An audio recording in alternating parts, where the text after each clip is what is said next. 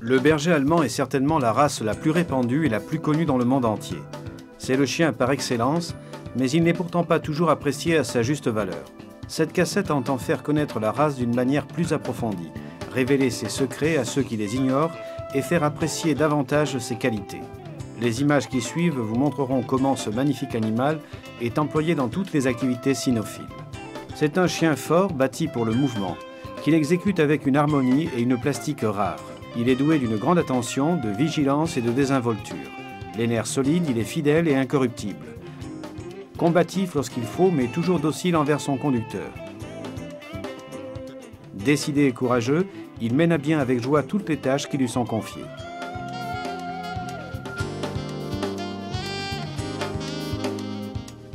C'est du reste le chien choisi par les polices du monde entier pour accompagner l'homme dans la lutte contre la criminalité.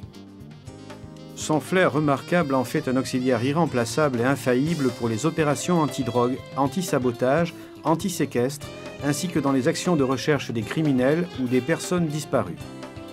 Des centaines de bergers allemands sont sélectionnés et dressés chaque année pour les unités cynophiles dans toutes les écoles de police du monde.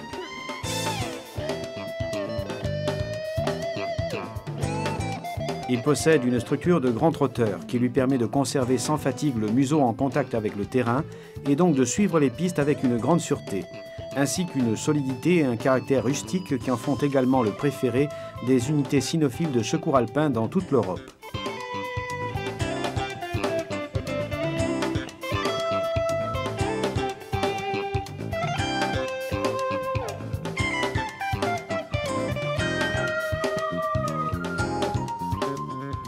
Tous les ans, ces chiens font la preuve de leur capacité en sauvant d'une mort certaine plusieurs dizaines de personnes enterrées sous des avalanches ou des éboulements.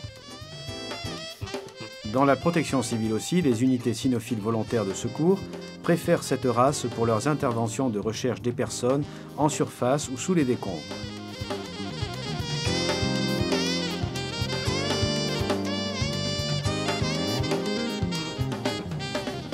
Des milliers de personnes privées de la vue confient en fait leur vie à un berger allemand pour se faire mener partout. Toujours vigilants, prêts à éviter tous les obstacles, ces chiens sont choisis justement pour leur docilité et la facilité de dressage.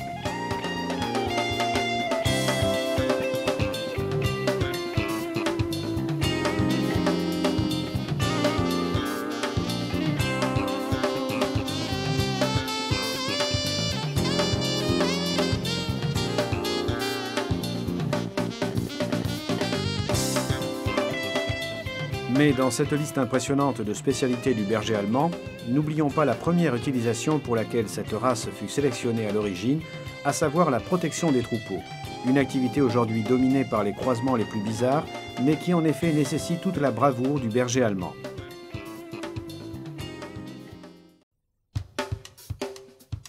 Le berger allemand est certainement la race la plus répandue et la plus connue dans le monde entier. C'est le chien par excellence, mais il n'est pourtant pas toujours apprécié à sa juste valeur. Cette cassette entend faire connaître la race d'une manière plus approfondie, révéler ses secrets à ceux qui les ignorent et faire apprécier davantage ses qualités. Les images qui suivent vous montreront comment ce magnifique animal est employé dans toutes les activités cynophiles. C'est un chien fort bâti pour le mouvement, qu'il exécute avec une harmonie et une plastique rare. Il est doué d'une grande attention, de vigilance et de désinvolture. Les nerfs solides, il est fidèle et incorruptible. Combatif lorsqu'il faut, mais toujours docile envers son conducteur. Décidé et courageux, il mène à bien avec joie toutes les tâches qui lui sont confiées.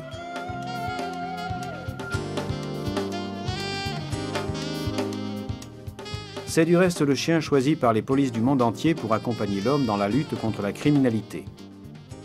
Son flair remarquable en fait un auxiliaire irremplaçable et infaillible pour les opérations anti-drogue, anti-sabotage, anti-séquestre, ainsi que dans les actions de recherche des criminels ou des personnes disparues.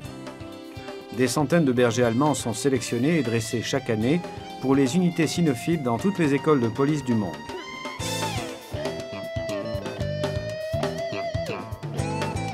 Il possède une structure de grand trotteur qui lui permet de conserver sans fatigue le museau en contact avec le terrain et donc de suivre les pistes avec une grande sûreté, ainsi qu'une solidité et un caractère rustique qui en font également le préféré des unités cynophiles de secours alpin dans toute l'Europe.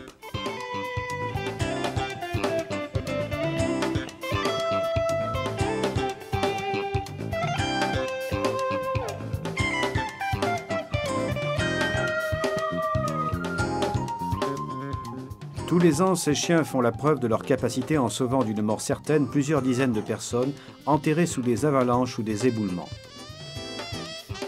Dans la protection civile aussi, les unités cynophiles volontaires de secours préfèrent cette race pour leurs interventions de recherche des personnes en surface ou sous les décombres.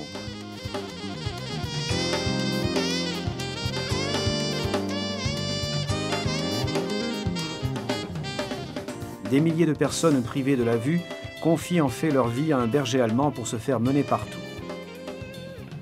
Toujours vigilants, prêts à éviter tous les obstacles, ces chiens sont choisis justement pour leur docilité et la facilité de dressage.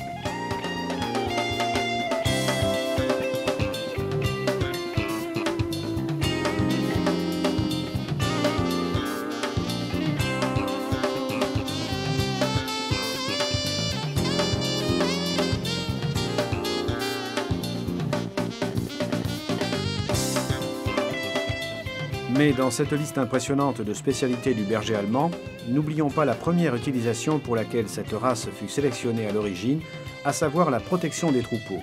Une activité aujourd'hui dominée par les croisements les plus bizarres, mais qui en effet nécessite toute la bravoure du berger allemand.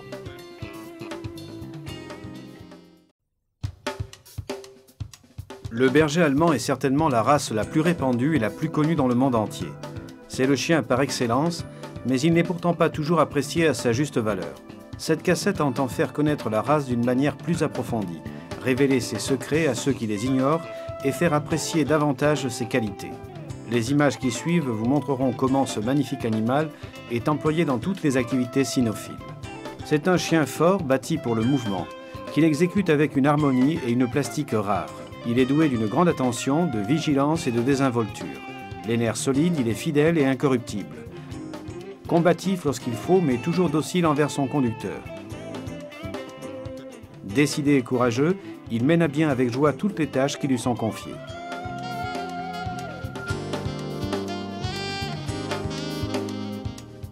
C'est du reste le chien choisi par les polices du monde entier pour accompagner l'homme dans la lutte contre la criminalité. Son flair remarquable en fait un auxiliaire irremplaçable et infaillible pour les opérations anti-drogue, anti-sabotage, anti-séquestre, ainsi que dans les actions de recherche des criminels ou des personnes disparues. Des centaines de bergers allemands sont sélectionnés et dressés chaque année pour les unités cynophiles dans toutes les écoles de police du monde.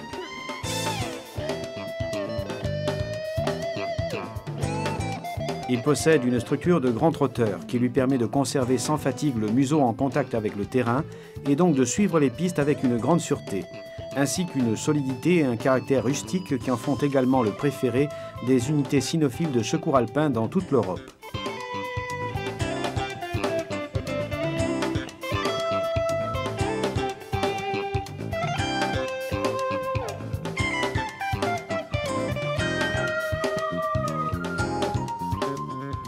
Tous les ans, ces chiens font la preuve de leur capacité en sauvant d'une mort certaine plusieurs dizaines de personnes enterrées sous des avalanches ou des éboulements. Dans la protection civile aussi, les unités cynophiles volontaires de secours préfèrent cette race pour leurs interventions de recherche des personnes en surface ou sous les décombres.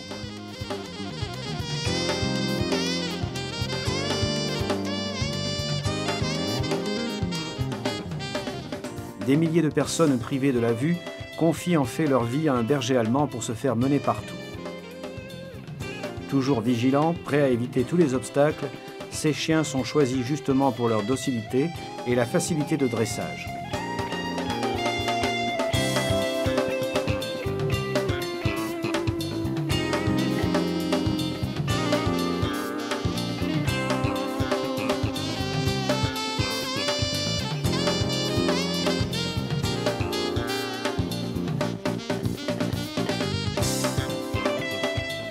Mais dans cette liste impressionnante de spécialités du berger allemand, n'oublions pas la première utilisation pour laquelle cette race fut sélectionnée à l'origine, à savoir la protection des troupeaux.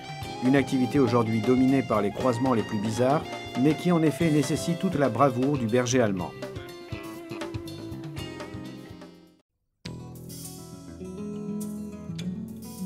Les origines du berger allemand remontent aux années 1895, quand un éleveur, Sparswasser, obtint le premier sujet de l'arbre généalogique du berger allemand, Hector Linskrein, grâce à une série de croisements entre chiens bergers d'Allemagne et plus précisément des bergers de Souabe, de Thuringe et des chiens du Württemberg.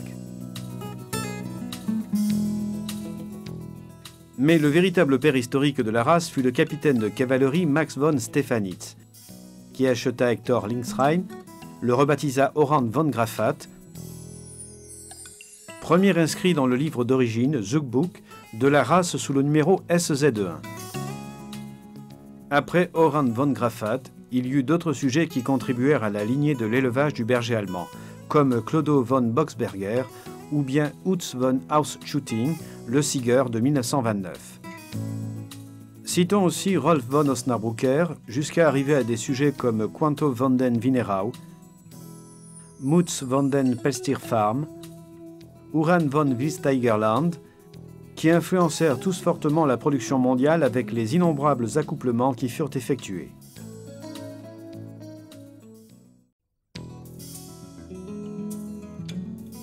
Les origines du berger allemand remontent aux années 1895, quand un éleveur, Sparswasser, obtint le premier sujet de l'arbre généalogique du berger allemand, Hector Linskrein, grâce à une série de croisements entre chiens bergers d'Allemagne et plus précisément des bergers de Souabe, de Thuringe et des chiens du Württemberg.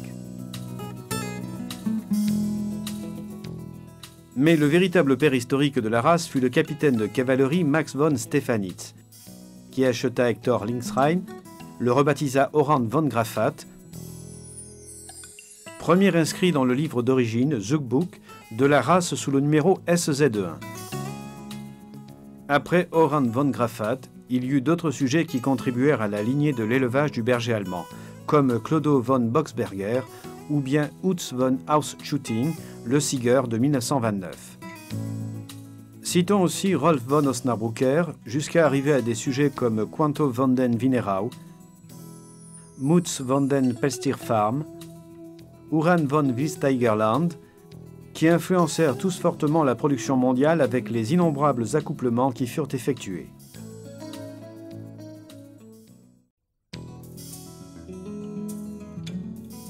Les origines du berger allemand remontent aux années 1895, quand un éleveur, Sparswasser, obtint le premier sujet de l'arbre généalogique du berger allemand, Hector Linskrein, grâce à une série de croisements entre chiens bergers d'Allemagne et plus précisément des bergers de Souabe, de Thuringe et des chiens du Württemberg. Mais le véritable père historique de la race fut le capitaine de cavalerie Max von Stephanitz, qui acheta Hector Linskrein, le rebaptisa Orand von Grafat, premier inscrit dans le livre d'origine, Zugbuch, de la race sous le numéro SZ1. Après Orand von Grafat, il y eut d'autres sujets qui contribuèrent à la lignée de l'élevage du berger allemand, comme Clodo von Boxberger ou bien Utz von Ausschütting, le Sieger de 1929. Citons aussi Rolf von Osnabrücker, jusqu'à arriver à des sujets comme Quanto von den Wienerau, Mutz von den Pelstirfarm, Uran von Wildtigerland, qui influencèrent tous fortement la production mondiale avec les innombrables accouplements qui furent effectués. Il y a toujours intérêt à acheter un berger allemand auprès d'un élevage. Le chien doit posséder de bonnes caractéristiques au niveau morphologique et fonctionnel et un caractère équilibré. Il faudra prêter une attention particulière à l'état de santé général des parents du chiot que l'on veut acheter. Il est capital de vérifier qu'il n'est pas atteint de dysplasie, une affection héréditaire qui peut compromettre sa vie future. Les chiots commencent à ouvrir les yeux à 12 à 15 jours environ. Ils tentent quelques pas mais sans grand succès car ils perdent souvent l'équilibre. Le sevrage se fait autour des 25 jours et au même moment on commence les premières sorties pour explorer le monde extérieur.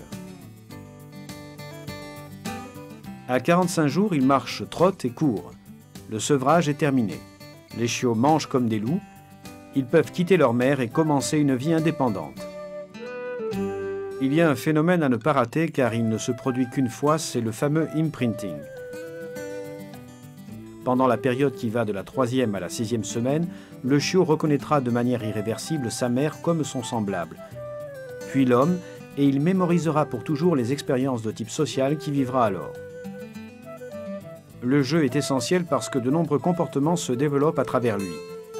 L'instinct prédateur, la possessivité, la curiosité, le tempérament, la capacité à socialiser avec l'homme. En jouant avec leurs frères et sœurs et avec les adultes, les chiots apprennent les systèmes de communication et les comportements sociaux. À 60 jours, le chiot de berger allemand ressemble à un petit ours maladroit et grassouillé, mais on peut déjà commencer à lui mettre une laisse en prenant garde de ne pas traîner l'animal, mais en essayant de se faire suivre avec joie et enthousiasme. À 4 mois, le chiot distingue les étrangers de son maître et des membres de sa famille. Il peut commencer à apprendre plusieurs choses comme de s'asseoir sur ordre, reconnaître son nom et l'ordre non, qui doit être associé à toute action interdite. Entre 6 et 12 mois commence le dernier grand saut de croissance. L'alimentation devra donc être abondante, en particulier pour les mâles. Les femelles ont leur première période de chaleur et les mâles achèvent leur développement sexuel. Les oreilles sont définitivement dressées, mais les proportions entre les différentes zones anatomiques du corps sont encore imparfaites. C'est une période difficile, comparable à l'adolescence chez les humains. Le chien commence à distinguer le danger, mais il n'est pas encore suffisamment sûr de lui pour l'affronter. C'est le pire des moments pour acheter un berger allemand car c'est le moment où il a besoin du soutien d'un conducteur stable et d'un milieu connu et rassurant. Le propriétaire peut commencer le dressage à l'obéissance. À 12 mois, c'est presque un adulte, simplement moins mûr et plus léger. Il cesse alors de tout détruire et de tout ronger. Son sentiment de sécurité envers les étrangers augmente. Mais il se soumet encore face à un chien plus âgé, même de petite taille. Il commence à monter la garde et pour le mâle, à marquer son territoire en levant la patte quand il urine. À 18 mois, la femelle est déjà presque formée. Le mâle, lui, doit encore finir de se développer. À 24 mois, son poil, sa couleur et sa conformation sont définitifs. Le chien est sûr de soi, attentif et capable d'apprendre. Il est maintenant en mesure d'imposer sa personnalité vis-à-vis des hommes et de ses semblables. À ce sujet, il faut avoir subi un programme d'éducation correct afin d'établir une bonne notion de hiérarchie avec l'homme en tête, sans recourir à des violences ou punitions inutiles. Un chien bien élevé respectera toujours son maître, le chef de meute, et les membres de sa famille. Il y a toujours intérêt à acheter un berger allemand auprès d'un élevage. Le chien doit posséder de bonnes caractéristiques au niveau morphologique et fonctionnel et un caractère équilibré. Il faudra prêter une attention particulière à l'état de santé général des parents du chiot que l'on veut acheter. Il est capital de vérifier qu'il n'est pas atteint de dysplasie, une affection héréditaire qui peut compromettre sa vie future. Les chiots commencent à ouvrir les yeux à 12 à 15 jours environ. Ils tentent quelques pas mais sans grand succès car ils perdent souvent l'équilibre. Le sevrage se fait autour des 25 jours et au même moment on commence les premières sorties pour explorer le monde extérieur. À 45 jours, ils marchent, trottent et courent. Le sevrage est terminé. Les chiots mangent comme des loups. Ils peuvent quitter leur mère et commencer une vie indépendante. Il y a un phénomène à ne pas rater car il ne se produit qu'une fois, c'est le fameux imprinting. Pendant la période qui va de la 3e à la 6e semaine, le chiot reconnaîtra de manière irréversible sa mère comme son semblable, puis l'homme, et il mémorisera pour toujours les expériences de type social qu'il vivra alors. Le jeu est essentiel parce que de nombreux comportements se développent à travers lui. L'instinct prédateur, la possessivité, la curiosité, le tempérament, la capacité à socialiser avec l'homme. En jouant avec leurs frères et sœurs et avec les adultes, les chiots apprennent les systèmes de communication et les comportements sociaux. À 60 jours, le chiot de berger allemand ressemble à un petit ours maladroit et grassouillé, mais on peut déjà commencer à lui mettre une laisse en prenant garde de ne pas traîner l'animal, mais en essayant de se faire suivre avec joie et enthousiasme. À 4 mois, le chiot distingue les étrangers de son maître et des membres de sa famille. Il peut commencer à apprendre plusieurs choses comme de s'asseoir sur ordre, reconnaître son nom et l'ordre non, qui doit être associé à toute action interdite. Entre 6 et 12 mois commence le dernier grand saut de croissance. L'alimentation devra donc être abondante, en particulier pour les mâles. Les femelles ont leur première période de chaleur et les mâles achèvent leur développement sexuel. Les oreilles sont définitivement dressées, mais les proportions entre les différentes zones anatomiques du corps sont encore imparfaites. C'est une période difficile, comparable à l'adolescence chez les humains. Le chien commence à distinguer le danger, mais il n'est pas encore suffisamment sûr de lui pour l'affronter. C'est le pire des moments pour acheter un berger allemand, car c'est le moment où il a besoin du soutien d'un conducteur stable et d'un milieu connu et rassurant. Le propriétaire peut commencer le dressage à l'obéissance. À 12 mois, c'est presque un adulte, simplement moins mûr et plus léger.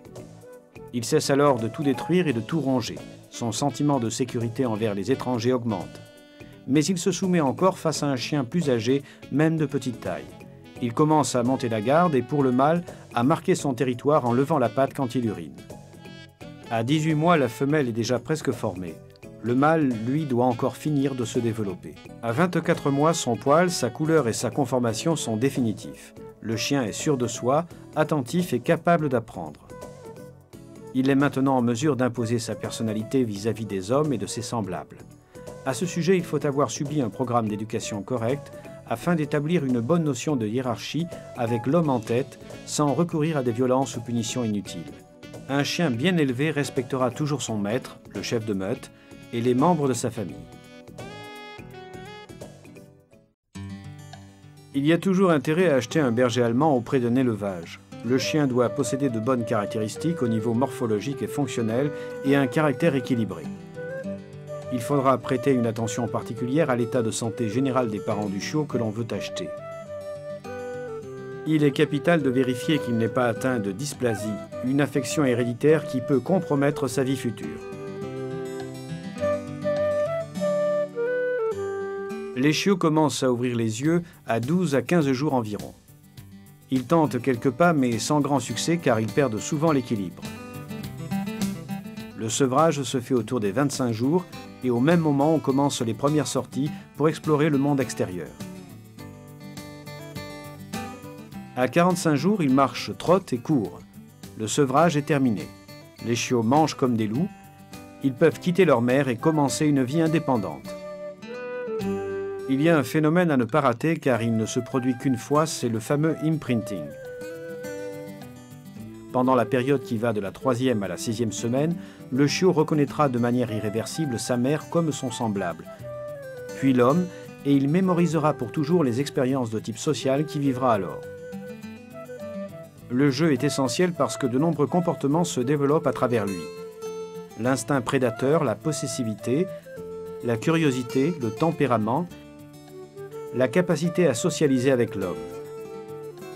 En jouant avec leurs frères et sœurs et avec les adultes, les chiots apprennent les systèmes de communication et les comportements sociaux. À 60 jours, le chiot de berger allemand ressemble à un petit ours maladroit et grassouillé, mais on peut déjà commencer à lui mettre une laisse en prenant garde de ne pas traîner l'animal, mais en essayant de se faire suivre avec joie et enthousiasme. À 4 mois, le chiot distingue les étrangers de son maître et des membres de sa famille. Il peut commencer à apprendre plusieurs choses comme de s'asseoir sur ordre, reconnaître son nom et l'ordre nom, qui doit être associé à toute action interdite. Entre 6 et 12 mois commence le dernier grand saut de croissance. L'alimentation devra donc être abondante, en particulier pour les mâles. Les femelles ont leur première période de chaleur et les mâles achèvent leur développement sexuel. Les oreilles sont définitivement dressées, mais les proportions entre les différentes zones anatomiques du corps sont encore imparfaites. C'est une période difficile, comparable à l'adolescence chez les humains. Le chien commence à distinguer le danger, mais il n'est pas encore suffisamment sûr de lui pour l'affronter.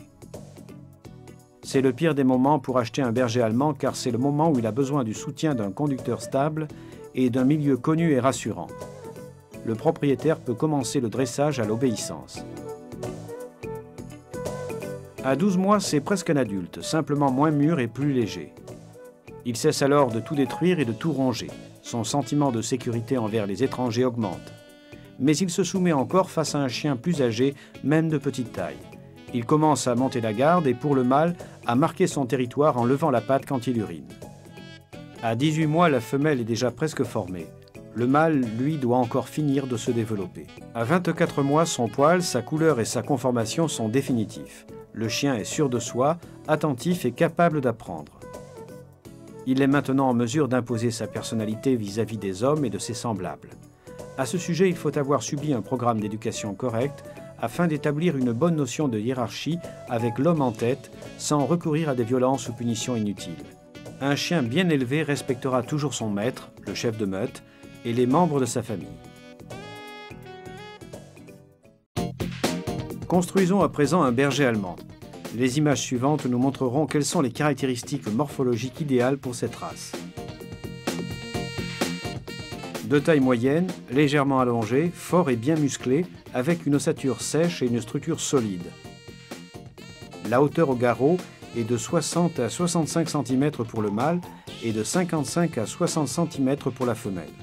La longueur du tronc dépasse cette mesure de 10 à 17% environ. Équilibré, les nerfs solides, sûrs de lui, désinvoltes et, sauf provocation, d'un excellent naturel. Il doit également être vigilant et docile afin d'être idoine comme chien de compagnie, de garde, de défense, de service et de berger. Enfin, le courage, la combativité et une bonne trempe ne doivent pas lui faire défaut. Sa tête en forme de pyramide tronquée est proportionnelle à la taille, longueur de 40% environ de sa hauteur au garrot. Elle ne doit pas être massive ni trop allongée, sèche dans l'ensemble et de largeur modérée entre les oreilles. Qu'on le regarde de devant ou de côté, le front est légèrement convexe, sans sillon médian ou alors très léger. Le rapport crâne-museau est de 50-50. La largeur du crâne correspond environ à sa longueur. Le crâne correspond environ à sa longueur. Vu d'en haut, la tête se rétrécit régulièrement vers le museau cunéiforme, des oreilles à la truffe. Le stop est peu prononcé. Les mâchoires supérieures et inférieures sont fortes et bien développées. Le chanfrein est rectiligne. Un chanfrein creusé ou de mouton est à proscrire. Les lèvres noires sont bien tendues et bien fermées. La truffe doit être noire. La denture doit être robuste, saine et complète, 42 dents conformément à la formule dentaire. Le berger allemand possède une mâchoire articulée en ciseaux, c'est-à-dire que les incisives de la mâchoire supérieure doivent coïncider en ciseaux avec celles de la mâchoire inférieure. Une dentition en tenaille, ou bien qui dépasse en haut ou en bas, est à considérer comme défectueuse. Il en va de même pour de larges interstices entre les dents éloignées les unes des autres. De même, les incisives ne doivent pas être disposées en ligne droite, mais légèrement en arc de cercle. Les deux mâchoires doivent être bien développées et solides, de manière à ce que les dents soient logées en profondeur dans les gencives. Les yeux, ils sont de grandeur moyenne en amande, légèrement obliques et pas saillants. Leur couleur doit être la plus foncée possible. Un œil clair, perçant est à éviter parce qu'il altère l'expression du chien. Les oreilles du berger allemand sont de taille moyenne, dressées, orientées dans la même direction, pas insérées de côté et se terminent en pointe. Les pavillons sont tournés vers l'avant. Les oreilles pendantes ou pliées sont mal vues. En revanche, les oreilles en arrière, pendant le mouvement ou en position de repos, ne sont pas considérées comme défectueuses. Le cou doit être solide, musclé et sans fanon. Son inclinaison par rapport au tronc, à savoir sur l'horizontale, correspond à environ 45 degrés. Le tronc, la ligne de dos se développe sans cassure depuis le cou vers le garrot, bien relevé, et le dos juste légèrement incliné par rapport à l'horizontale, jusqu'à une croupe légèrement oblique. Le dos est solide, robuste et bien musclé. Le rein est large, robuste et bien musclé également. La croupe doit être longue, légèrement inclinée, de 23% environ par rapport à l'horizontale, et découler sans interruption de la ligne de dos vers la naissance de la queue. La poitrine, elle doit être modérément large, sa partie inférieure doit être la plus longue et le mieux développée possible. La hauteur du thorax doit correspondre à 45 à 48 degrés de la hauteur au garrot. Les côtes doivent être légèrement convexes. Le thorax en tonneau comme le thorax plat sont des défauts. La queue, elle doit arriver au moins jusqu'à la hauteur du jarret, mais pas au-delà de la moitié du métatarse. Dans la partie inférieure, son poil est un peu plus long. Elle est portée tombante, décrivant une légère courbe, alors que quand le chien est excité ou en mouvement, elle se courbe davantage, mais sans jamais aller au-delà de l'horizontale. les queues raccourcies artificiellement ne sont pas admises. Les membres. De face comme de profil, les membres antérieurs sont droits et de face absolument parallèles. L'omoplate et l'humérus possèdent la même longueur et adhèrent bien au tronc par une forte musculature. L'angle idéal entre les deux est de 90 degrés, en général jusqu'à 110 degrés. Aussi bien à l'arrêt qu'en mouvement, les coudes ne doivent être ni décollés ni serrés. De face comme de profil, les avant-bras sont droits, secs, musclés et absolument parallèles l'un à l'autre. Le métacarpe possède une longueur d'environ un tiers de celle de l'avant-bras et forme avec ce dernier un angle de 20 à 22 degrés environ. Un métacarpe trop incliné, plus de 22 degrés, ou trop peu, moins de 20 degrés, compromet le rendement et tout particulièrement la résistance. Les pieds sont ronds, bien serrés et arqués. La sole en est ferme mais non crevassée. Les ongles sont forts, d'une couleur foncée. Les membres postérieurs sont dans une position légèrement en arrière, alors que les aplombs vus par derrière doivent être parallèles entre eux. Fémur et tibia ont approximativement la même longueur et forment un angle de 120 degrés environ. La cuisse est forte et bien musclée. Les jarrets sont robustes et solides et le métatarse est perpendiculaire aux jarrets. Le mouvement, le chien de berger allemand est un trotteur. Ses membres doivent avoir des proportions et des angles convenables. Ainsi, sans oscillation notable de la ligne de dos, les postérieurs peuvent avancer jusqu'à mi-longueur du corps et l'avant s'allonger. Une angulation excessive diminue la solidité et la résistance et donc compromet l'aptitude à l'emploi. Les proportions et angles corrects entraînent un mouvement ample et au ras du sol, qui donne à l'observateur l'impression d'une allure très fluide et très aisée. Dans un trot calme et régulier, la tête tendue vers l'avant et la queue légèrement relevée donnent de la pointe des oreilles à l'extrémité de la queue, en passant par la nuque et le dos, une ligne de dos souple et sans cassure. La dysplasie de la hanche, à savoir le développement anormal de l'articulation coxo-fémorale, est une pathologie due à l'altération des rapports normaux entre la tête du fémur et la cavité cotyloïde. Du point de vue clinique, la dysplasie présente des symptômes variables en fonction de sa gravité. Cela peut aller d'un léger boitement qui se manifestera lors d'un exercice physique intense à des formes très graves où le chien ne parvient pas à se tenir à quatre pattes. Cette pathologie entraîne également une altération du mouvement de trot où l'on pourra observer une tendance à croiser les membres arrière et de la course avec une allure sautillante car le chien protège l'articulation malade en remplaçant la locomotion normale par des mouvements qui demandent moins de mobilité à la hanche. La peau est adhérente et soulevable, mais sans former de plis. Le berger allemand doit posséder un poil dur avec sous-poil. Le poil de couverture doit être le plus dense possible, rude et couché.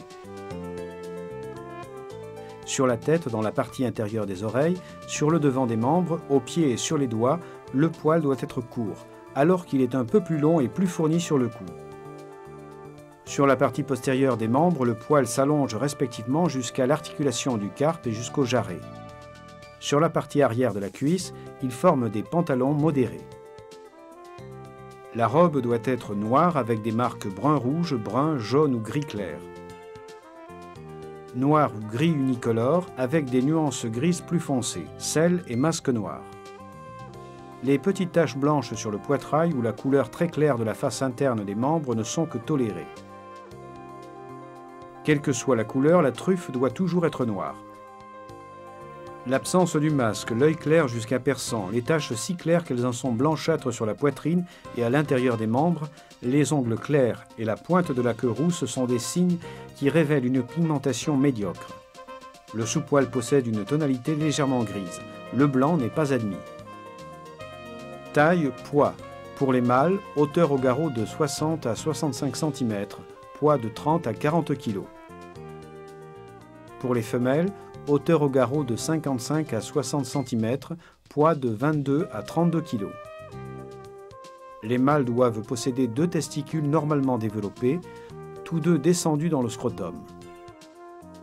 Toute altération ou différence par rapport au standard est à considérer comme un défaut plus ou moins grave. Et voici notre chien de berger allemand bien aimé qui conserve après bien des années une énergie remarquable et une envie de jouer infinie. Attention cependant, tout dépend du maître. Avec son ami Arthur Meyer, Max von Stefanitz fonda également la société spécialisée qui existe encore en Allemagne avec le sigle SEV. La SEV est le club de race pour la propagande et la divulgation du chien de berger allemand dans le monde. Son siège est en Allemagne et elle compte plus de 200 000 associés sur tous les continents. L'activité sociale du club se fait à travers les différents camps de dressage, lieux où l'on se retrouve pour entraîner et préparer les meilleurs sujets aux expositions officielles. En Allemagne, chaque année au début de septembre, se tient le championnat social d'élevage. Plus de 2000 chiens inscrits se disputent les divers titres. La foule qui assiste à cette manifestation, toujours organisée dans de grands stades, participe avec enthousiasme. Pour tous les sujets, le jugement est porté en deux moments. Il y a le jugement à l'arrêt et le deuxième jugement en mouvement sur le ring avec tous les autres concurrents.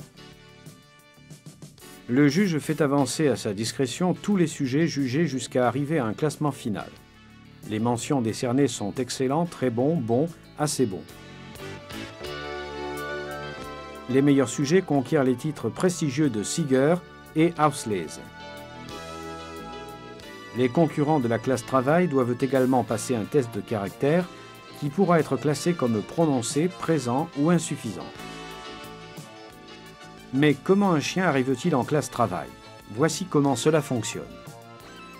Les tests de travail se répartissent par degré de difficulté en premier, deuxième et troisième brevet, chacun prévoyant 3 sections qui sont la piste section A, l'obéissance pour la section B et enfin la défense pour la section C. Les images que nous voyons représentent des exercices de troisième brevet. Sur la piste, qui doit avoir une longueur de 800 pas environ, le chien doit retrouver 3 objets et exécuter 4 angles droits. Le premier objet est placé à environ 100 pas du départ, le deuxième vers la moitié du parcours et le dernier en fin de piste. Dans la section B, le chien doit réaliser une série d'exercices d'obéissance où nous le voyons marcher aux côtés de son conducteur, s'arrêter sur demande, rester en position terre, accourir au rappel, aller reprendre l'objet lancé au-delà de la palissade et revenir se placer aux côtés de son conducteur. Lors de la dernière phase, la section C, défense, nous voyons le chien chercher l'homme d'attaque dissimulé derrière un revière. Dès qu'il l'aura trouvé, il l'affrontera en aboyant. Puis le conducteur rejoindra son chien et fera avancer l'homme d'attaque. Lors de la tentative de fugue, il commandera au chien de le bloquer. L'animal attaquera impétueusement à la manchette. Le chien doit lâcher prise sur l'ordre de son conducteur. Avec son ami Arthur Meyer, Max von Stefanitz fonda également la société spécialisée qui existe encore en Allemagne avec le sigle SEV. La SEV est le club de race pour la propagande et la divulgation du chien de berger allemand dans le monde. Son siège est en Allemagne et elle compte plus de 200 000 associés sur tous les continents. L'activité sociale du club se fait à travers les différents camps de dressage, lieux où l'on se retrouve pour entraîner et préparer les meilleurs sujets aux expositions officielles. En Allemagne, chaque année au début de septembre, se tient le championnat social d'élevage. Plus de 2000 chiens inscrits se disputent les divers titres. La foule qui assiste à cette manifestation, toujours organisée dans de grands stades, participe avec enthousiasme. Pour tous les sujets, le jugement est porté en deux moments. Il y a le jugement à l'arrêt et le deuxième jugement en mouvement sur le ring avec tous les autres concurrents. Le juge fait avancer à sa discrétion tous les sujets jugés jusqu'à arriver à un classement final. Les mentions décernées sont excellents, très bons, bons, assez bons. Les meilleurs sujets conquièrent les titres prestigieux de Sieger et Auslese. Les concurrents de la classe travail doivent également passer un test de caractère qui pourra être classé comme prononcé, présent ou insuffisant. Mais comment un chien arrive-t-il en classe travail? Voici comment cela fonctionne. Les tests de travail se répartissent par degré de difficulté en premier, deuxième et troisième brevet, chacun prévoyant 3 sections qui sont la piste section A, l'obéissance pour la section B et enfin la défense pour la section C. Les images que nous voyons représentent des exercices de troisième brevet. Sur la piste, qui doit avoir une longueur de 800 pas environ, le chien doit retrouver 3 objets et exécuter 4 angles droits. Le premier objet est placé à environ 100 pas du départ, le deuxième vers la moitié du parcours et le dernier en fin de piste. Dans la section B, le chien doit réaliser une série d'exercices d'obéissance où nous le voyons marcher aux côtés de son conducteur, s'arrêter sur demande, rester en position terre, accourir au rappel, aller reprendre l'objet lancé au-delà de la palissade et revenir se placer aux côtés de son conducteur. Lors de la dernière phase, la section C, défense, nous voyons le chien chercher l'homme d'attaque dissimulé derrière un revière. Dès qu'il l'aura trouvé, il l'affrontera en aboyant. Puis le conducteur rejoindra son chien et fera avancer l'homme d'attaque. Lors de la tentative de fugue, il commandera au chien de le bloquer. L'animal attaquera impétueusement à la manchette. Le chien doit lâcher prise sur l'ordre de son conducteur. Avec son ami Arthur Meyer, Max von Stephanitz fonda également la société spécialisée qui existe encore en Allemagne avec le sigle SEV. La SEV est le club de race pour la propagande et la divulgation du chien de berger allemand dans le monde. Son siège est en Allemagne et elle compte plus de 200 000 associés sur tous les continents. L'activité sociale du club se fait à travers les différents camps de dressage, lieux où l'on se retrouve pour entraîner et préparer les meilleurs sujets aux expositions officielles. En Allemagne, chaque année au début de septembre, se tient le championnat social d'élevage. Plus de 2000 chiens inscrits se disputent les divers titres. La foule qui assiste à cette manifestation, toujours organisée dans de grands stades, participe avec enthousiasme. Pour tous les sujets, le jugement est porté en 2 moments. Il y a le jugement à l'arrêt et le deuxième jugement en mouvement sur le ring avec tous les autres concurrents. Le juge fait avancer à sa discrétion tous les sujets jugés jusqu'à arriver à un classement final. Les mentions décernées sont excellent, très bon, bon, assez bon. Les meilleurs sujets conquièrent les titres prestigieux de Sieger et Auslese. Les concurrents de la classe travail doivent également passer un test de caractère qui pourra être classé comme prononcé, présent ou insuffisant. Mais comment un chien arrive-t-il en classe travail? Voici comment cela fonctionne. Les tests de travail se répartissent par degré de difficulté en premier, deuxième et troisième brevet, chacun prévoyant 3 sections qui sont la piste section A, l'obéissance pour la section B et enfin la défense pour la section C. Les images que nous voyons représentent des exercices de 3e brevet. Sur la piste, qui doit avoir une longueur de 800 pas environ, le chien doit retrouver 3 objets et exécuter 4 angles droits. Le premier objet est placé à environ 100 pas du départ, le deuxième vers la moitié du parcours et le dernier en fin de piste. Dans la section B, le chien doit réaliser une série d'exercices d'obéissance où nous le voyons marcher aux côtés de son conducteur, s'arrêter sur demande, rester en position terre, accourir au rappel, aller reprendre l'objet lancé au-delà de la palissade et revenir se placer aux côtés de son conducteur.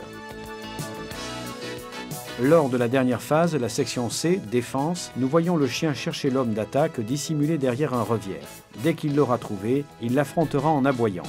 Puis le conducteur rejoindra son chien et fera avancer l'homme d'attaque. Lors de la tentative de fugue, il commandera au chien de le bloquer. L'animal attaquera impétueusement à la manchette. Le chien doit lâcher prise sur l'ordre de son conducteur. Une alimentation équilibrée est essentielle au développement complet de votre chien et pour pouvoir lui conserver forme et santé. Certains estiment que les chiens peuvent manger de tout et leur donnent donc toutes sortes d'aliments, souvent composés des restes de leur propre repas. Rien ne pourrait être plus mauvais, parce que ce qui est pour nous digestible et source de substances nutritives est souvent indigeste pour le chien qui ne peut le métaboliser. Une dernière recommandation. Il peut arriver qu'un chien n'ait pas faim et qu'il refuse la nourriture pendant 1 voire 2 jours. C'est tout à fait normal et dans ce cas, il ne faut pas lui laisser sa pâtée à disposition, mais l'enlever au bout d'un bref délai. Au repas suivant, changez les aliments. Si ce manque d'appétit dure plus de 2 jours sans autres symptômes, ou si dès le départ il s'accompagne de symptômes révélant une souffrance générale ou un état de prostration, consultez immédiatement votre vétérinaire. Ce sera très probablement une simple indisposition, mais inutile de prendre des risques. Il vaut toujours mieux être rassuré par un expert. Commençons par une très brève description de l'appareil digestif des chiens. Comme chez tous les carnivores, l'estomac possède des dimensions importantes, alors que l'intestin est relativement court. La première digestion dans l'estomac demande de 3 à 8 heures, puis la nourriture passe dans l'intestin, où les substances nutritives sont assimilées pour être ensuite transmises à tous les organes à travers le sang. La grande capacité de l'estomac et la longueur du processus de digestion permettent de faire des repas abondants et assez éloignés l'un de l'autre. Bien entendu, pour conserver le chien en excellente santé, il faut lui fournir tous les éléments dont il a besoin, à savoir des protéines, des glucides, des lipides, des vitamines et des minéraux. Lorsque le chien était un prédateur carnivore, il assimilait ces éléments à travers les animaux qu'il chassait, en général des herbivores.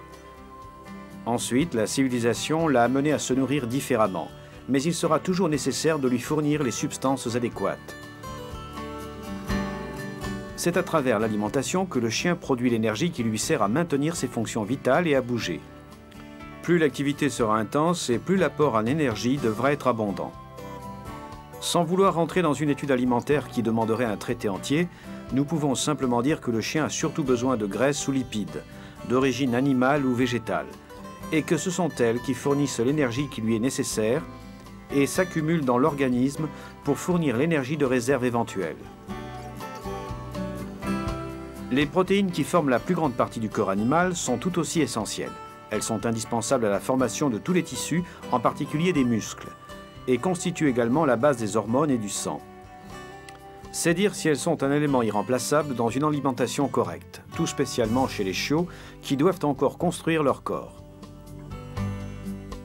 Les protéines se trouvent dans la viande, le fromage, les œufs, le poisson, tous aliments qui sont bien digérés par le chien, ainsi que dans la farine de soja, les arachides, les légumes secs, que le chien a davantage de mal à digérer. Toutefois, un excès de protéines est nocif et peut entraîner des troubles de diverses natures.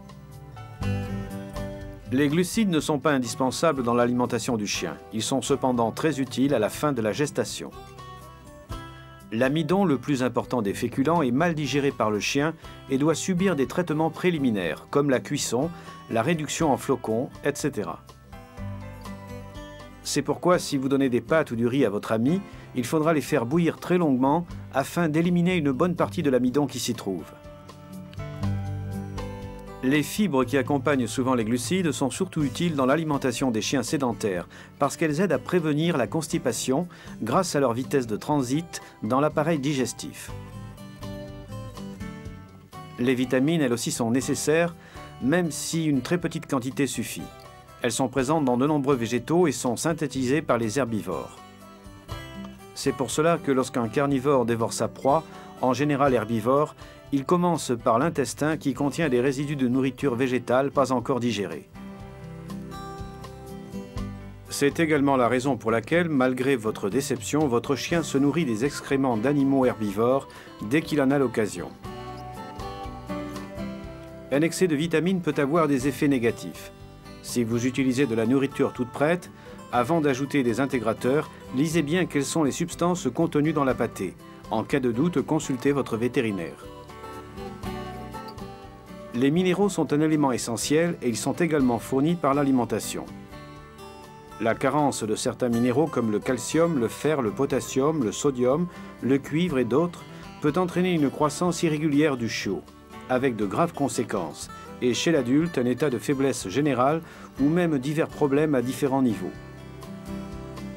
On trouve dans le commerce d'excellents produits tout prêts, aussi bien humides que secs, qui fournissent tous les éléments nécessaires à la croissance d'abord et au maintien de la pleine forme de votre chien ensuite. Même si vous utilisez des boîtes ou croquettes, vous pourrez quand même donner à votre chien quelques fruits ou un autre aliment qu'il apprécie, tout en faisant attention à ne pas exagérer et surtout à ne pas lui donner des substances nocives comme les aliments sucrés, les fritures, les sauces, le pain frais et avec beaucoup de mie qui sont très mauvais et pourraient avoir des conséquences très sérieuses à long terme.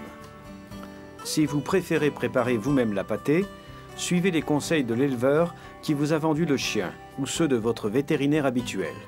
En règle générale, sachez que la viande est l'élément essentiel, de préférence la viande bovine. Si vous lui donnez du cochon, il faut qu'il soit très bien cuit pour éviter les infections. La volaille et le lapin sont très bien également, mais absolument privés de leurs os. Les abats sont généralement appréciés, même s'ils sont moins riches en substances nutritives. Le poisson est un excellent aliment qu'il faut proposer cuit. Il est particulièrement approprié lors des régimes pauvres destinés aux sujets ayant des problèmes digestifs ou dermatologiques. C'est également une bonne idée pour varier un peu le menu de votre ami. Les œufs sont bien tolérés et apportent de nombreuses substances nutritives. Ils sont particulièrement indiqués pour les chiots et chez les femelles en cours d'allaitement. Le jaune peut être consommé cru, mais le blanc doit toujours être cuit. Les graisses, telles que l'huile et le lard, sont toujours bien acceptées par le chien et sont particulièrement utiles dans les périodes de travail ou d'effort. 1 ou 2 cuillerées à café d'huile dans la pâtée sont toujours souhaitables. Le pain sec est une bonne source d'énergie, mais il doit être très bien séché. Il sert aussi à nettoyer les dents et à les garder en bonne santé. Les pâtes et le riz sont très semblables, mais ainsi que nous l'avons dit tout à l'heure, ils doivent être cuits longuement pour éliminer l'amidon difficile à digérer. Même s'ils ne sont pas indispensables, les fruits et légumes peuvent être donnés aux chiens qui les aiment. Leur apport nutritif est très limité et le seul intérêt réside dans l'apport de fibres brutes. Le dernier élément indispensable à la nutrition, même s'il semble inutile de le rappeler, c'est l'eau, qui doit toujours être à la disposition du chien, fraîche et abondante. Si on la met dans un bol, il faut la changer le plus souvent possible, surtout quand il fait chaud. Elle est encore plus indispensable si le chien consomme des aliments secs, non humidifiés. Le dernier aspect de l'alimentation à voir ici, c'est la fréquence des repas. À partir de la naissance, les chiots prennent leur repas en suivant des délais dictés par l'instinct de la mère et des autres chiots.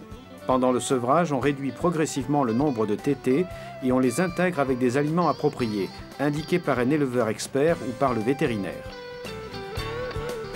Entre 1 et 3 mois, les chiots sevrés devraient faire 4 repas à des intervalles réguliers. De 4 à 7 ou 8 mois, on peut passer à 3 repas. De 8 à 18 mois à 2, et ensuite, si l'on veut, on pourra réduire la fréquence à un seul repas, même s'il n'est pas contre-indiqué d'en conserver 2. D'ailleurs, certains conseillent plutôt cette solution.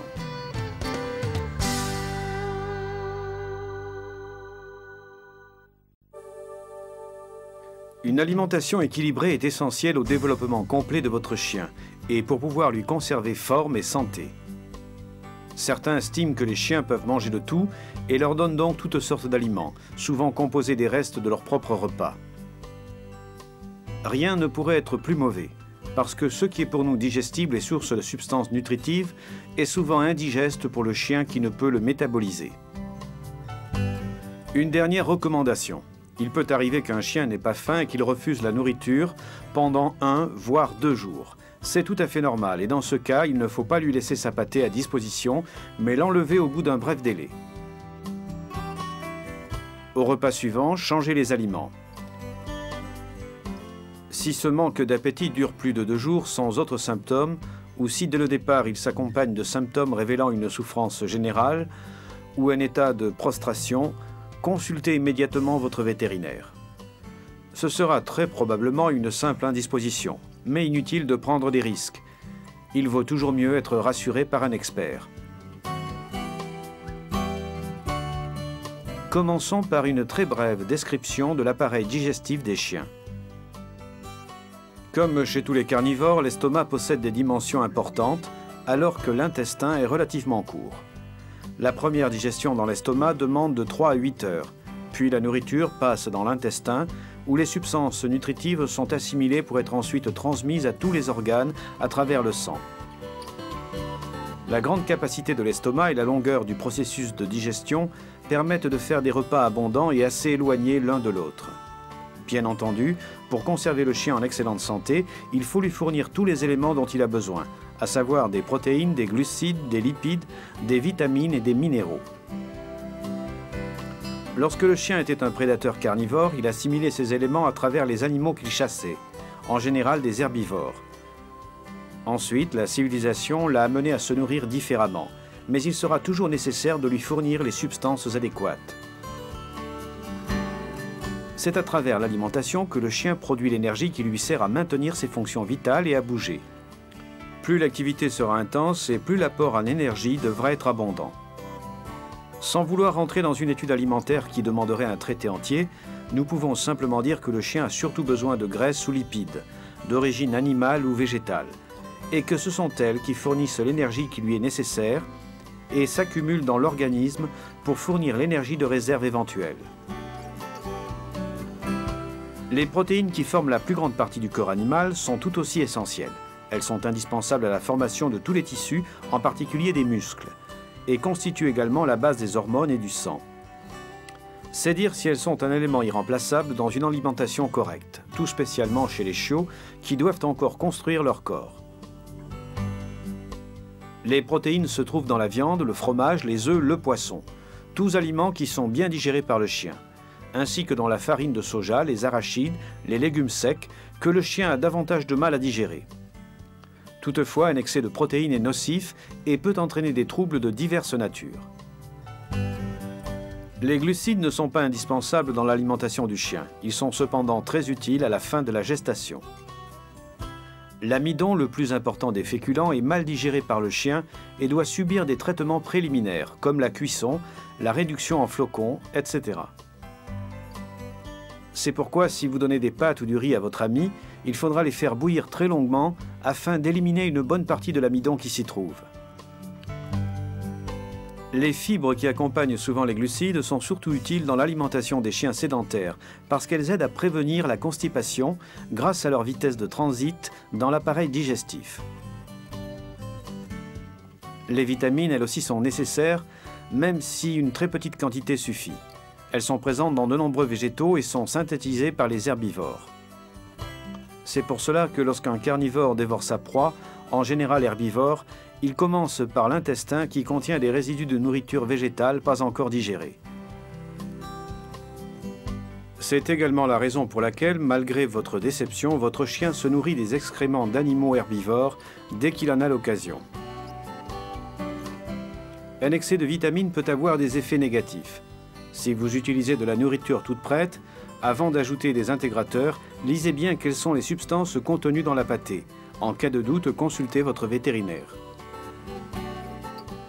Les minéraux sont un élément essentiel et ils sont également fournis par l'alimentation.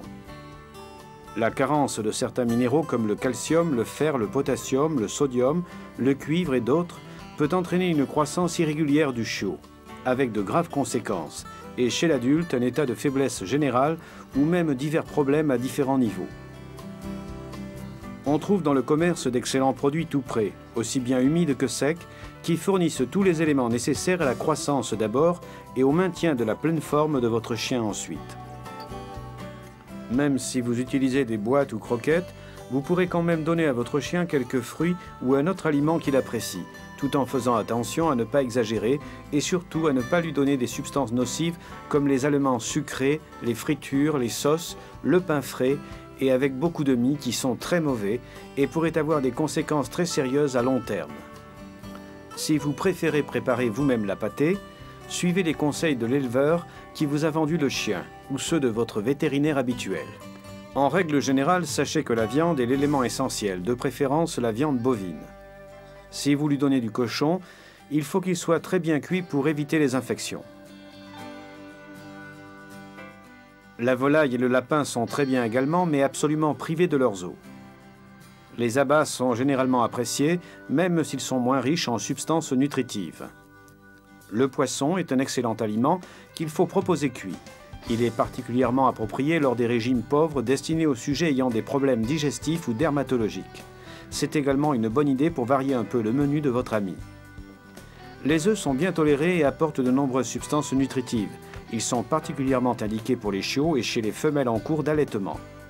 Le jaune peut être consommé cru, mais le blanc doit toujours être cuit. Les graisses, telles que l'huile et le lard, sont toujours bien acceptées par le chien et sont particulièrement utiles dans les périodes de travail ou d'effort. 1 ou 2 cuillerées à café d'huile dans la pâtée sont toujours souhaitables. Le pain sec est une bonne source d'énergie, mais il doit être très bien séché. Il sert aussi à nettoyer les dents et à les garder en bonne santé. Les pâtes et le riz sont très semblables, mais ainsi que nous l'avons dit tout à l'heure, Ils doivent être cuits longuement pour éliminer l'amidon difficile à digérer. Même s'ils ne sont pas indispensables, les fruits et légumes peuvent être donnés aux chiens qui les aiment. Leur apport nutritif est très limité et le seul intérêt réside dans l'apport de fibres brutes. Le dernier élément indispensable à la nutrition, même s'il semble inutile de le rappeler, c'est l'eau, qui doit toujours être à la disposition du chien, fraîche et abondante. Si on la met dans un bol, il faut la changer le plus souvent possible, surtout quand il fait chaud. Elle est encore plus indispensable si le chien consomme des aliments secs, non humidifiés. Le dernier aspect de l'alimentation à voir ici, c'est la fréquence des repas. À partir de la naissance, les chiots prennent leur repas en suivant des délais dictés par l'instinct de la mère et des autres chiots. Pendant le sevrage, on réduit progressivement le nombre de tétées et on les intègre avec des aliments appropriés, indiqués par un éleveur expert ou par le vétérinaire. Entre 1 et 3 mois, les chiots sevrés devraient faire 4 repas à des intervalles réguliers. De 4 à 7 ou 8 mois, on peut passer à 3 repas. De 8 à 18 mois à 2, et ensuite, si l'on veut, on pourra réduire la fréquence à un seul repas, même s'il n'est pas contre-indiqué d'en conserver 2. D'ailleurs, certains conseillent plutôt cette solution.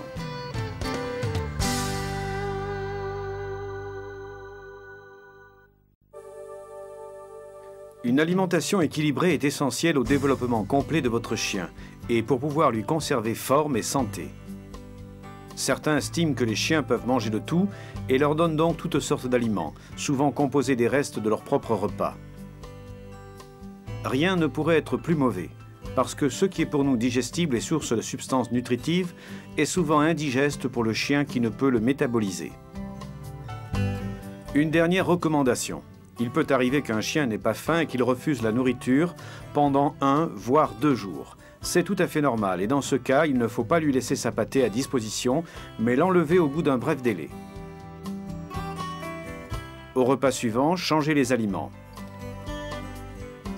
Si ce manque d'appétit dure plus de 2 jours sans autres symptômes, ou si dès le départ il s'accompagne de symptômes révélant une souffrance générale ou un état de prostration, consultez immédiatement votre vétérinaire.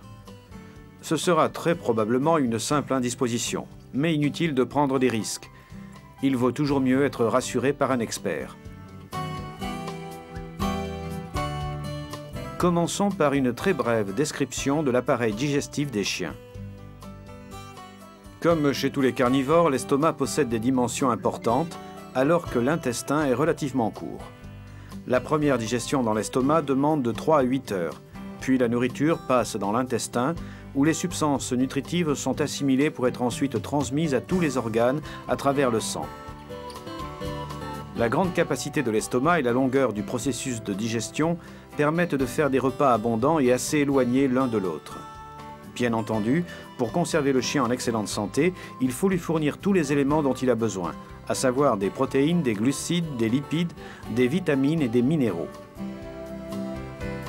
Lorsque le chien était un prédateur carnivore, il assimilait ces éléments à travers les animaux qu'il chassait, en général des herbivores. Ensuite, la civilisation l'a amené à se nourrir différemment, mais il sera toujours nécessaire de lui fournir les substances adéquates. C'est à travers l'alimentation que le chien produit l'énergie qui lui sert à maintenir ses fonctions vitales et à bouger. Plus l'activité sera intense et plus l'apport en énergie devra être abondant. Sans vouloir rentrer dans une étude alimentaire qui demanderait un traité entier, nous pouvons simplement dire que le chien a surtout besoin de graisses ou lipides, d'origine animale ou végétale, et que ce sont elles qui fournissent l'énergie qui lui est nécessaire et s'accumulent dans l'organisme pour fournir l'énergie de réserve éventuelle. Les protéines qui forment la plus grande partie du corps animal sont tout aussi essentielles. Elles sont indispensables à la formation de tous les tissus, en particulier des muscles, et constituent également la base des hormones et du sang.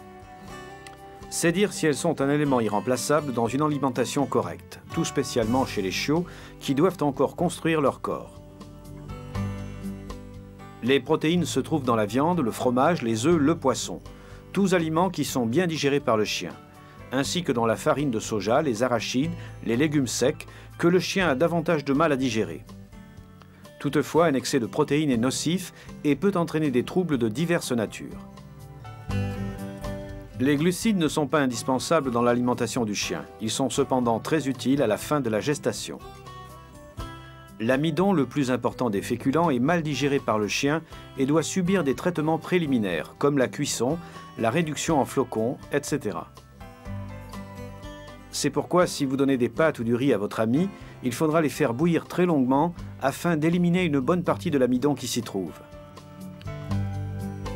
Les fibres qui accompagnent souvent les glucides sont surtout utiles dans l'alimentation des chiens sédentaires parce qu'elles aident à prévenir la constipation grâce à leur vitesse de transit dans l'appareil digestif. Les vitamines, elles aussi, sont nécessaires, même si une très petite quantité suffit. Elles sont présentes dans de nombreux végétaux et sont synthétisées par les herbivores. C'est pour cela que lorsqu'un carnivore dévore sa proie, en général herbivore, il commence par l'intestin qui contient des résidus de nourriture végétale pas encore digérés. C'est également la raison pour laquelle, malgré votre déception, votre chien se nourrit des excréments d'animaux herbivores dès qu'il en a l'occasion.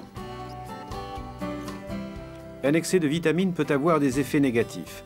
Si vous utilisez de la nourriture toute prête, avant d'ajouter des intégrateurs, lisez bien quelles sont les substances contenues dans la pâtée. En cas de doute, consultez votre vétérinaire.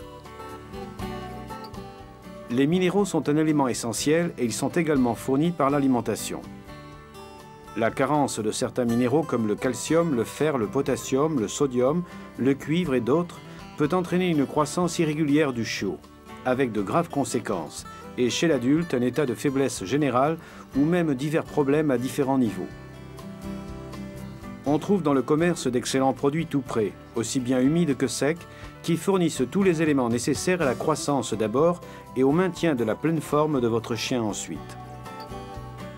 Même si vous utilisez des boîtes ou croquettes, vous pourrez quand même donner à votre chien quelques fruits ou un autre aliment qu'il apprécie, tout en faisant attention à ne pas exagérer et surtout à ne pas lui donner des substances nocives comme les aliments sucrés, les fritures, les sauces, le pain frais et avec beaucoup de mie qui sont très mauvais et pourraient avoir des conséquences très sérieuses à long terme. Si vous préférez préparer vous-même la pâtée, suivez les conseils de l'éleveur qui vous a vendu le chien ou ceux de votre vétérinaire habituel. En règle générale, sachez que la viande est l'élément essentiel, de préférence la viande bovine. Si vous lui donnez du cochon, il faut qu'il soit très bien cuit pour éviter les infections. La volaille et le lapin sont très bien également, mais absolument privés de leurs os. Les abats sont généralement appréciés, même s'ils sont moins riches en substances nutritives. Le poisson est un excellent aliment qu'il faut proposer cuit. Il est particulièrement approprié lors des régimes pauvres destinés aux sujets ayant des problèmes digestifs ou dermatologiques. C'est également une bonne idée pour varier un peu le menu de votre ami. Les œufs sont bien tolérés et apportent de nombreuses substances nutritives. Ils sont particulièrement indiqués pour les chiots et chez les femelles en cours d'allaitement. Le jaune peut être consommé cru, mais le blanc doit toujours être cuit. Les graisses, telles que l'huile et le lard, sont toujours bien acceptées par le chien et sont particulièrement utiles dans les périodes de travail ou d'effort. 1 ou 2 cuillerées à café d'huile dans la pâtée sont toujours souhaitables. Le pain sec est une bonne source d'énergie, mais il doit être très bien séché. Il sert aussi à nettoyer les dents et à les garder en bonne santé. Les pâtes et le riz sont très semblables, mais ainsi que nous l'avons dit tout à l'heure, ils doivent être cuits longuement pour éliminer l'amidon difficile à digérer. Même s'ils ne sont pas indispensables, les fruits et légumes peuvent être donnés aux chiens qui les aiment. Leur apport nutritif est très limité et le seul intérêt réside dans l'apport de fibres brutes. Le dernier élément indispensable à la nutrition, même s'il semble inutile de le rappeler, c'est l'eau, qui doit toujours être à la disposition du chien, fraîche et abondante. Si on la met dans un bol, il faut la changer le plus souvent possible, surtout quand il fait chaud. Elle est encore plus indispensable si le chien consomme des aliments secs, non humidifiés. Le dernier aspect de l'alimentation à voir ici, c'est la fréquence des repas. À partir de la naissance, les chiots prennent leur repas en suivant des délais dictés par l'instinct de la mère et des autres chiots. Pendant le sevrage, on réduit progressivement le nombre de tétées et on les intègre avec des aliments appropriés, indiqués par un éleveur expert ou par le vétérinaire. Entre 1 et 3 mois, les chiots sevrés devraient faire 4 repas à des intervalles réguliers. De 4 à 7 ou 8 mois, on peut passer à 3 repas. De 8 à 18 mois à 2 et ensuite, si l'on veut, on pourra réduire la fréquence à un seul repas, même s'il n'est pas contre-indiqué d'en conserver 2. D'ailleurs, certains conseillent plutôt cette solution.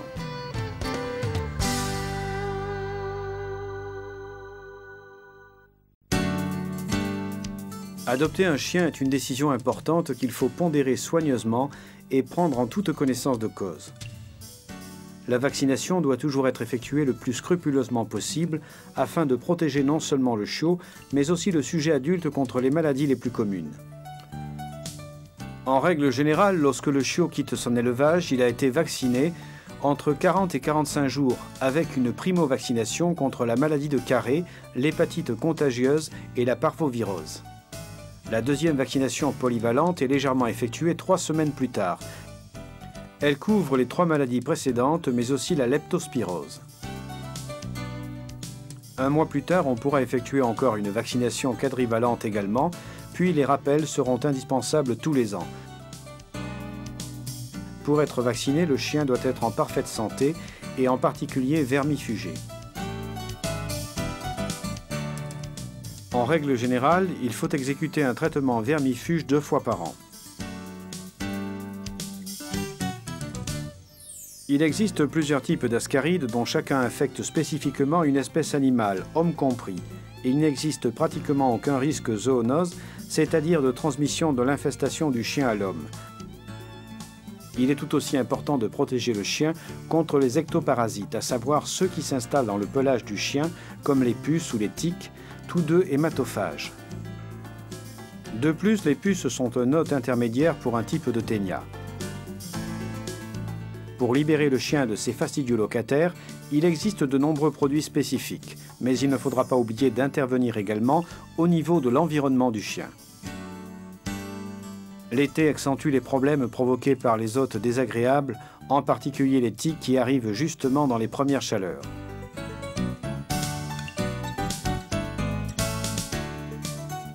Une course dans les prés, dans les bois, à proximité par exemple de fermes et d'élevages, peut comporter un retour avec des tiques. Ce n'est tout de même pas inévitable dans la mesure où certains facteurs prédisposent plus ou moins les chiens aux attaques de ces acariens, en particulier leur état général de santé. C'est là un danger sérieux pour le chien parce que la tique transmet la pyroplasmose, une infection grave soutenue par des protozoaires du type pyroplasma, qui frappe les animaux domestiques et peut conduire à la mort si elle n'est pas soignée à temps. Les symptômes de la forme aiguë de la maladie sont une fièvre souvent élevée, l'asthénie, la pâleur des muqueuses apparentes, l'hyperchromie des urines dont la couleur peut devenir marron-noir. Dans les cas avancés, ictère, état comateux jusqu'à arriver à l'issue fatale. Les tiques sucent le sang de leur hôte pendant 2 ou 3 semaines, puis une fois que la femelle s'est accouplée, elle se détache de l'animal et dépose ses œufs une semaine après. Les larves sont reconnaissables à leur couleur rougeâtre. Elles sont minuscules, on dirait de petites perles. Elles cherchent à leur tour un hôte sur lequel grimper, sucent le sang quelques jours, se détachent et se transforment quelques jours plus tard en une nymphe octopode de couleur bleuâtre. Vers août-septembre, elles sont devenues adultes et avec l'arrivée de l'automne, elles s'endorment au sol dans de petites cavités jusqu'au printemps suivant. En général, les tiques s'accrochent là où la peau est la moins épaisse, comme les oreilles, les aisselles, l'aine ou entre les doigts des pattes. Après une promenade dans la nature, vérifions toujours si nos amis ont recueilli des passagers clandestins. Une bonne hygiène commence par les soins du pelage. Pour la plupart des races, mais pas pour toutes, il est conseillé de brosser le chien presque quotidiennement afin de le débarrasser de ses poils morts.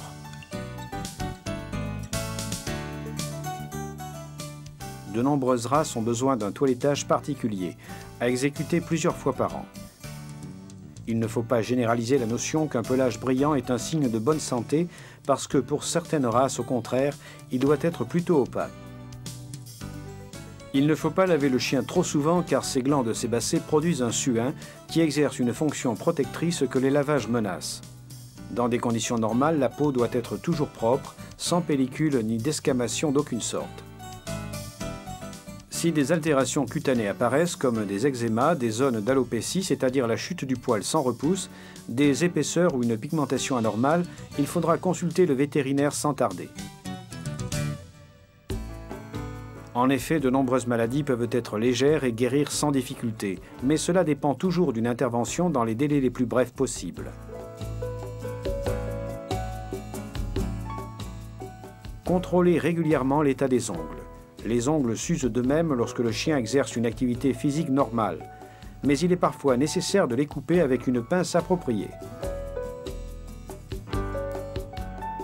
L'hygiène orale ne doit jamais être négligée et il faudra régulièrement faire un détartrage, surtout chez les races naines, parce que le tartre peut être à l'origine de piorés et de mauvaise haleine. Il existe dans le commerce des os qui constituent une récompense pour notre ami à quatre pattes, mais qui servent également de brosse à dents naturelles. Les dents de lait des chiots laissent progressivement leur place à la dentition définitive entre 4 et 6 mois. Pendant cette période, il convient d'inspecter régulièrement la bouche pour vérifier que tout se passe comme il faut.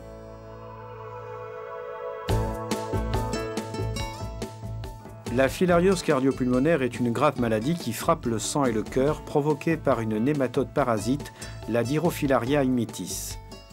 On la connaît depuis plusieurs siècles et depuis un siècle environ, on a compris l'important mécanisme de transmission de la maladie par les moustiques. Mais c'est au cours des 20 dernières années seulement, à cause de la diffusion rapide de la filariose chez les chiens de compagnie et de travail, que les instituts de recherche, sociétés pharmaceutiques et vétérinaires ont réellement consacré une attention croissante à ce problème. Il est donc important que les propriétaires de chiens connaissent dans les grandes lignes l'existence et les manifestations de cette parasitose. La maladie se transmet à travers une piqûre de moustique, lequel a pris les larves de filaire en suçant le sang d'un sujet infecté et les inocule ensuite à un chien encore sain. On comprend donc facilement pourquoi la maladie est très contagieuse et pourquoi elle est liée aux saisons printemps-été. Pendant 6 mois environ, les larves inoculées dans le sang du chien y mûrissent jusqu'à devenir des vers adultes, qui se localisent dans le cœur et dans les artères pulmonaires. Les filaires adultes produiront à leur tour de petites larves dites microfilaires qui vivront dans le sang. Les chiens les plus frappés sont bien entendu ceux qui passent le plus de temps à l'extérieur et donc les chiens de chasse, de travail et ceux qui dorment dehors. Les dommages infligés par la présence des filaires sont graves et concernent la fonction cardio-circulatoire. Au début, les symptômes peuvent être un chien qui se fatigue facilement et la présence de toux ou de problèmes respiratoires. Le vétérinaire procédera alors à divers examens cliniques et de laboratoire afin de confirmer la présence des parasites. Au contraire, les dommages dus à une filariose cardio-pulmonaire chronique sont extrêmement graves. Outre l'altération de la fonction cardio-circulatoire, il y a souvent des lésions du foie et des reins et un état d'hypersensibilité généralisé à tout l'organisme. Les programmes de prévention, en revanche, qui sont disponibles depuis peu d'années grâce à de nouveaux médicaments spécifiques, sont simples à réaliser et ne présentent aucun risque de toxicité pour le chien. Après un examen pour vérifier l'absence d'une infestation précédente, un médicament est administré par voie orale 1 fois par mois, pendant toute la saison chaude. Cela suffit à fournir une protection au chien, même s'il est piqué par un moustique infecté.